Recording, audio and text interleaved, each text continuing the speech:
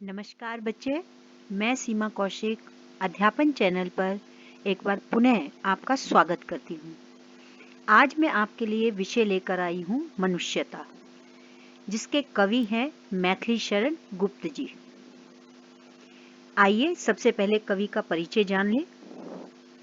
मैथिली शरण गुप्त, जिनका जन्म 1886 में हुआ था।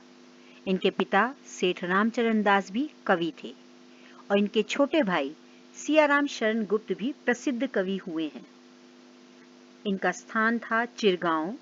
शिक्षा दीक्षा इनकी घर पर ही हुई। इनको कई भाषाओं पर समान रूप से अधिकार प्राप्त था, जिसमें थी संस्कृत, बांग्ला, मराठी और अंग्रेजी। इन सभी भाषाओं पर इनका समान अधिकार था। गुप्त जी राम भक्त कवि थे। राम का कीर्तिगान इनकी चिर संचित अभिलाषा रही। इन्होंने भारतीय जीवन को समग्रता में समझने और प्रस्तुत करने का भी प्रयास किया। गुप्त जी की कविता की भाषा विशुद्ध खड़ी बोली है। भाषा में इनके संस्कृत का भी प्रभाव स्पष्ट नजर आता है। गुप्त जी की प्रसिद्ध कृतियां हैं साकेत, यशोधरा, जयद्रथ वध। आइए अब इस कविता मनुष्यता उसका भावार्थ जानते हैं। मनुष्यता कविता मैथिली शरण गुप्त जी द्वारा रचित है। इस कविता के माध्यम से उन्होंने मनुष्य को उसकी चेतना शक्ति का एहसास दिलाते हुए कहा है कि इस धरातल पर वही उत्कृष्ट प्राणी है जो अपने ही नहीं बल्कि और लोगों के हित अहित का ख्याल रखने में तथा उनके लिए कुछ करने में समर्थ है।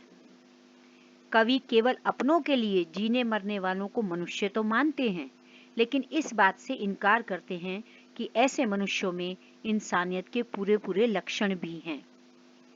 वे ऐसे लोगों को सीधा सीधा पशुओं में गिनती करते हैं।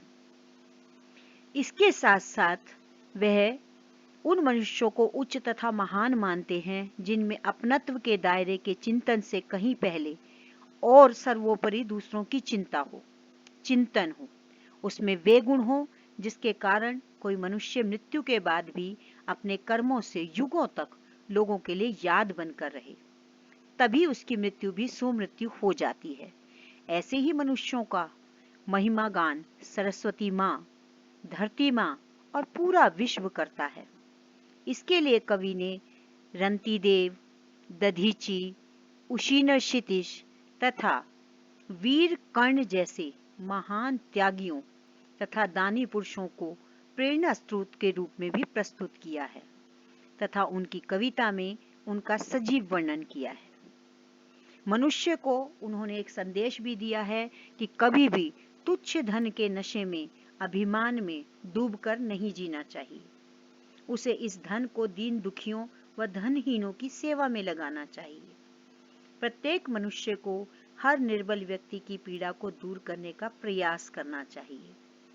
इन सब बातों को ध्यान में रखकर मनुष्य अपने जीवन पथ पर आगे बढ़ते हुए अपने इस जीवन की सार्थकता को सिद्ध कर सकता है और यही सब कवि हमें कहना चाहते हैं।